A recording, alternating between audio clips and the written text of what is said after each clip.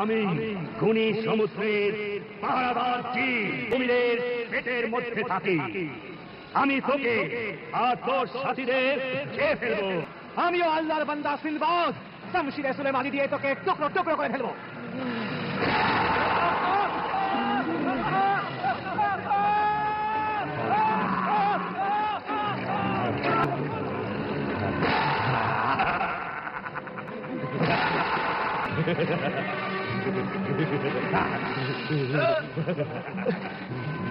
আল্লাহ সাহায্য করুন।